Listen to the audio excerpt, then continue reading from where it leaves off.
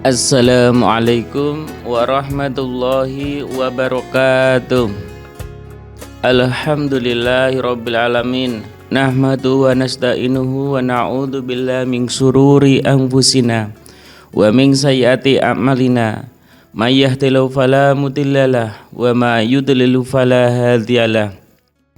Asyhadu an la ilaha illallah wahdahu la syarikalah wa asyhadu anna Muhammadan abduhu wa rasuluh. Allahumma sholli ala sayyidina Muhammad wa ala alihi wa ashabihi ajmain. Amma ba'du. Pendengar Radio Suwiba Karanganyar dimanapun Anda berada, bagaimana kabarnya hari ini?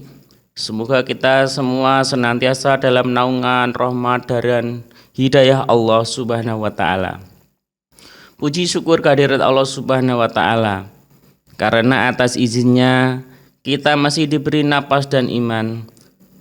Sholawat dan salam serta kita senantiasa kita curahkan kepada junjungan kita Nabi besar Muhammad Sallallahu Alaihi Wasallam beserta keluarga, sahabat dan pengikutnya hingga akhir zaman. Amin. Pendengar Radio Suwiba Karanganyar yang berbahagia, pada kesempatan yang berbahagia ini kita akan membahas satu tema yang sangat krusial bagi kehidupan spiritual umat muslim, yaitu ajaran dan perintah memakmurkan masjid. Masjid bukan hanya bangunan fisik, bukan hanya tempat untuk bersujud. Masjid adalah pusat peradaban, jantung umat dan rumah Allah di muka bumi. Pada kesempatan yang berbahagia ini, mari kita sejenak merenung tentang peran penting rumah Allah itu, yaitu masjid dalam kehidupan kita. Sahabat Suwiba yang berbahagia, masjid bukan hanya sekedar bangunan megah tempat sholat. Masjid adalah pusat peradaban umat. Memakmurkan masjid bukanlah pilihan, melainkan ajaran dan perintah langsung dari Allah Subhanahu wa Ta'ala. Allah Subhanahu wa Ta'ala dalam Quran surah At-Taubah ayat 18. A'udzu billahi minasyaitonir rajim. Bismillahirrahmanirrahim. Innama ya'muru masajidallahi man amana billahi wal yaumil akhir wa aqamas sholata wa ataz zakah wa lam yahsha ilallah fa asaw ulaika ayyakunu minal muhtadin. Artinya, hanya yang memakmurkan masjid-masjid Allah ialah orang-orang yang beriman kepada Allah dan hari kemudian, serta tetap mendirikan sholat, menunaikan zakat dan tidak takut kepada siapapun selain kepada Allah Subhanahu wa Ta'ala. Maka merekalah orang-orang yang diharapkan termasuk orang-orang yang mendapat petunjuk. Quran surah At-Taubah ayat 18.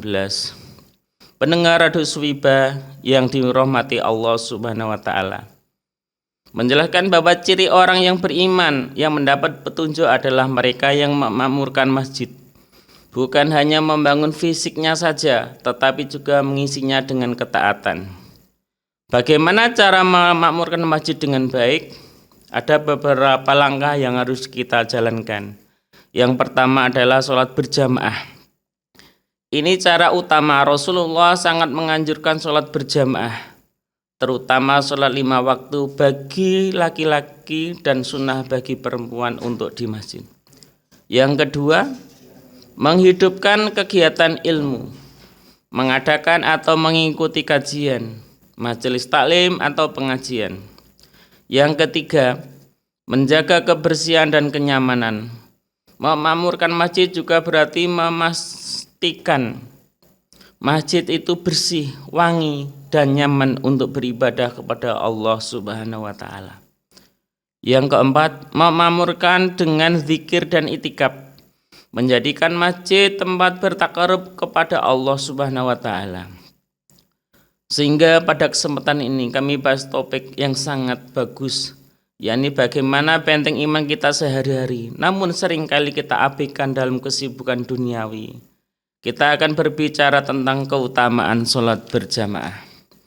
Para pendengar Radio Suwiba dimanapun Anda berada, selanjutnya, mengapa sholat berjamaah? Karena di balik sholat 5 waktu yang kita kerjakan, ada pahala raksasa yang menanti jika kita mengerjakannya secara bersama-sama di masjid atau di musola. Definisi dan hukum sholat berjamaah. Sahabat Suwiba yang berbahagia, apa itu sholat berjamaah? Secara bahasa, jamaah artinya berkumpul. Secara istilah, sholat berjamaah adalah sholat yang dilakukan secara bersama-sama. Minimal 2 orang atau lebih, 1 imam atau makmum yang mengikutinya. Hukum sholat berjamaah bagi laki-laki menurut sebagian besar ulama adalah sunnah mu'akkad, sunnah yang sangat ditekankan. Dan sebagian lain menyebutkan fardu kifayah. Bahkan dalam mazhab Hambali dikatakan hukumnya wajib bagi laki-laki yang mampu. Namun poin pentingnya adalah Rasulullah SAW sangat jarang meninggalkan sholat berjamaah. Berarti di situ ditekankan sangat penting. Para pendengar Radio Suwiba yang kami hormati, yang selanjutnya adalah dasar hukum. Mari kita dengar apa kata Rasulullah Shallallahu Alaihi Wasallam. Keutamaan sholat berjamaah diriwayatkan dari Abdullah bin Umar radhiyallahu anhu.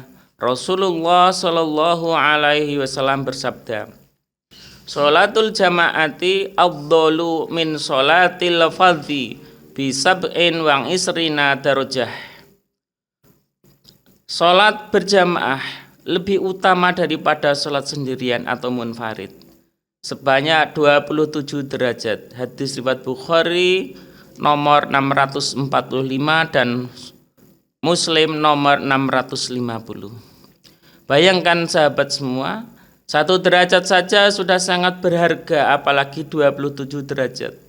Jika kita sholat sendirian maka hanya mendapatkan 1 pahala, sedangkan berjamaah kita mendapatkan 27 pahala. Sedangkan keutamaan sholat berjamaah adalah selain pahala yang berlipat, sholat berjamaah memiliki manfaat yang luar biasa. Di antaranya adalah silaturahmi. Kita saling bertemu dengan tetangga atau saudara muslim lainnya.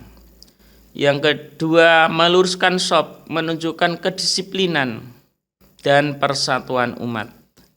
Yang ketiga, benteng dari sifat munafik. Sholat berjamaah terutama sholat subuh dan isya adalah tolak ukur keimanan dari sifat munafik.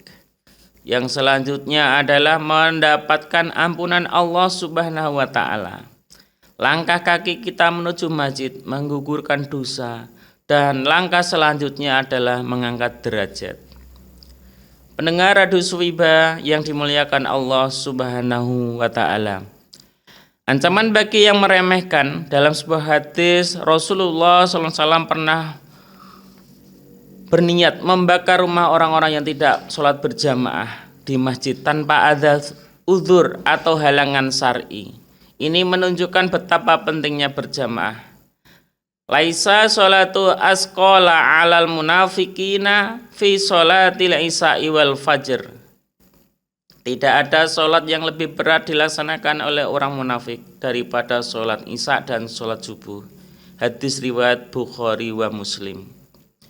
Bayangkan sahabat semua, jika masjid-masjid di Karanganyar ini selalu ramai, insya Allah keberkahan akan turun di daerah kita. Nabi SAW bersabda, apabila kamu melihat seseorang biasa pergi ke masjid, maka saksikanlah ia benar-benar beriman kepada Allah. Hadis riwayat Ahmad. Pendengar Radio Suwiba yang berbahagia, selanjutnya adalah bagaimana cara menghidupkan kegiatan di masjid kita yang kita cintai. Yang pertama adalah mulai dari hal yang kecil, istiqomah. Tidak perlu langsung membuat seminar besar, adakan kajian tematik singkat. Misalnya 15 sebelum maghrib, kajian tafsir 1 ayat, ataupun kajian fikih seharian dan lain sebagainya. Gunakan masjid dengan berbagai majelis ilmu. Yang kedua, libatkan para pemuda dan remaja masjid. Berilah tanggung jawab kepada pemuda, gunakan teknologi seperti proyektor untuk kajian atau lebih menarik, dengan IT yang ada. Yang ketiga adalah fasilitas kenyamanan. Pastikan masjid bersih, karpet wangi, dan ada konsumsi ringan walau hanya teh hangat untuk menambah ukhuwah, serta hal-hal yang bisa mendukung dengan kemajuan masjid, termasuk pemberian wifi di masjid itu juga bagian sarana untuk berdakwah juga. Yang keempat adalah kajian teknik yang dibutuhkan. Adakan kajian parenting Islam, fikih muamalah, kesehatan, ekonomi, ataupun tahsin Al-Quran dan lain sebagainya. Itu adalah salah satu contoh untuk menggiatkan masjid agar tetap makmur dan tetap istiqomah. Sahabat pendengar Radio Swiba yang dimuliakan Allah Subhanahu wa Ta'ala dimanapun Anda berada, masjid adalah benteng pertahanan keimanan. Jika ilmu tidak dihidupkan di masjid, maka tempat yang lain akan mengambil alih. Dan kita takut fitnah akhir zaman semakin jauh dari masjid. Mari kita niatkan kembali mengajak keluarga, tetangga, teman, saudara, serta bisa menjangkau ke masyarakat umum di sekitar kita untuk mendatangi majelis ilmu di masjid-masjid kita yang terdekat. Sebagai penutup, mari kita mulai dengan langkah kecil. Usahakan sholat berjamaah di masjid. Jika masjid kita ini membutuhkan bantuan, mari kita berikan uluran tangan. Entah seberapa kecilnya uluran tangan itu, ataupun kontribusi yang perlu kita berikan kepada jamaah atau masyarakat sekitar. Apalagi ketika kita mempunyai harta benda ataupun punya kelebihan yang lain. Jangankan biarkan masjid hanya indah fisiknya, tetapi sepi dari jamaah. Semoga Allah Subhanahu wa Ta'ala menjadikan kita golongan orang-orang yang memakmurkan masjid yang istiqomah sampai akhir hayat kelak kita. Saya kira itu apa yang saya sampaikan, kurang dan lebihnya kami mohon maaf. Kebenaran datangnya dari Allah Subhanahu wa Ta'ala, ada kurang dan lebihnya saya mohon maaf. Wallahu muwaffiq ila aqwamit thoriq. Wassalamualaikum warahmatullahi wabarakatuh.